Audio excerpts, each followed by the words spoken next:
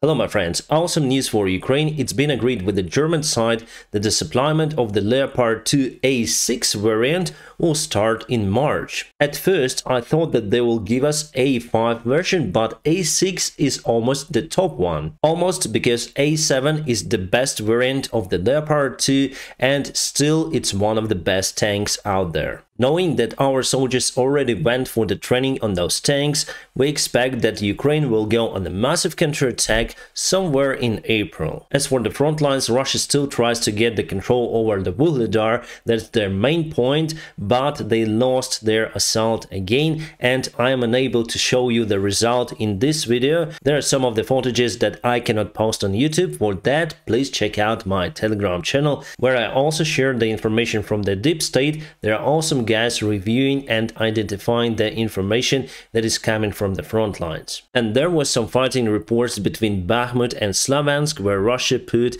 their forces, and it's been confirmed that Ukraine uses their tanks in the region. The ex-United States Commander General Ben Hodges said that the aim for Ukraine is to liberate Crimea this year. Recently, Ukraine did the very strong move, destroying the facility that was repairing the Kerch Bridge. Since the Russian army mostly uses the railroad, we don't know for how long they will continue to use ferries and not their main line to send the supplies to Crimea. That basically destroys their logistics in Crimea, and they would not be able to send lots of the new reinforcements to Crimea. Then Ukraine will start the massive counterattack. So we already did the main job, cutting the railroad supply, and we also need to cut the regular road. I think it's not the big issue, and it could be done with the long-range missiles. Yes, still the Kerch Bridge is unreachable even with the long-range gliding bombs, but it's the matter of time then Ukraine will get ATACMS rockets. So we're gonna go on that one, I think starting from the late spring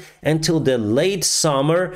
Ukrainian forces will be in Crimea, and Russia in their turn will try to intensify the fighting on the eastern side of Ukraine in Donbass, taking the major part of Ukrainian forces to fight against them. But still, with the help of the modern weaponry, Ukraine is able to get its way to Crimea. And then the Ukrainian forces will go there. I think Putin's regime will not be in place. Everyone would understand that Putin is losing his war and he will be dismissed. Not by the Russian people, but by the Russian elite. At least I see this scenario from many of the Western media resources, and I think it's planned to be for this year. But again, if me and other analytics are wrong and the Russian regime would not collapse, Russians will try to secure the areas that they've took. And speaking about Donbass, there could be negotiations with Ukraine, unfortunately. Here we talk about the possible Korean scenario, but again it depends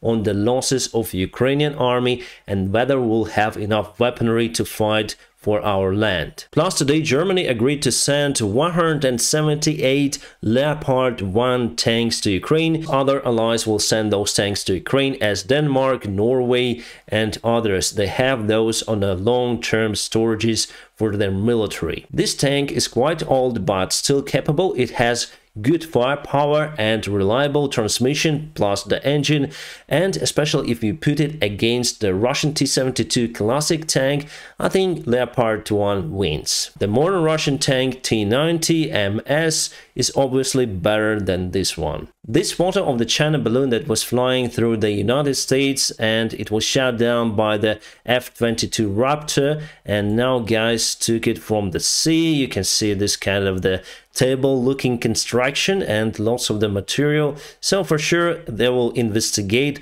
what it was, meteorological balloon or the spy one. We're gonna see it in the future. The huge fire was reported in Latvia, in the facility that was designing the drones for Ukrainian and American armies. At least many of the media resources confirmed that, and it's not good. News from the Switzerland, they are looking to cancel the restriction to supply the weaponry to some sort of the site. Now we speak about Ukraine. Negotiations are ongoing and 55% of the population is said to support that idea. And I do support that as well, basically because I'm from Ukraine. Iran opened their first underground military airfield. You can see they have old phantoms there. I think they have been delivered to Iran in a good old times when Iran was democratic country before Islamic revolution. And here we have some of the photos. Yes, they have modern types of the rockets, but still carried on the old school jets. And here we have the underground hangar in a rock, basically. I like the F4, it's fantastic airplane, but not in Iranian livery, let's say. So they have some of the catacombs out there, but still the runway is outside. Some of the meetings in Japan against illegal Russian occupation of Kurils Islands on the north part of Japan, those are true Japan territory. And in 2022, first time Japanese Prime Minister said that those territories are occupied by Russia. This is kind of interesting medal for the Wagner soldiers, and I found about this on the Russian resources. So in 2018, there was the fight between Americans and Wagner soldiers. Wagners went to the American base by mistake. Yes, that happened in Syria. So what Americans did, they sent the Apache helicopters. And immediately Wagner lost more than 200 soldiers because of the attack from the skies. Some of the Wagners miraculously survived, so they will have this medal. On the medal itself, we see the Russian Wagner soldier with a rifle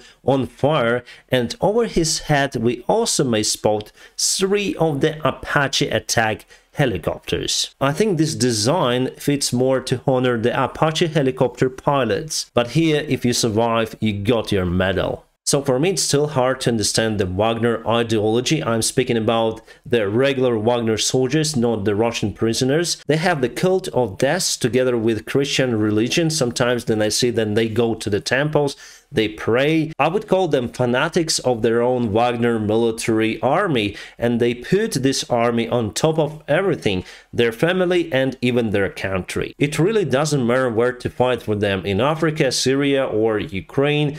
They have the similar attitude. Maybe that is why the only army that has the success from the Russian side is the Wagner one, because they have some sort of the ideology and discipline. If you're familiar with the motorcycle clubs or gangs, yeah, it's a distant comparison, but partially you may compare.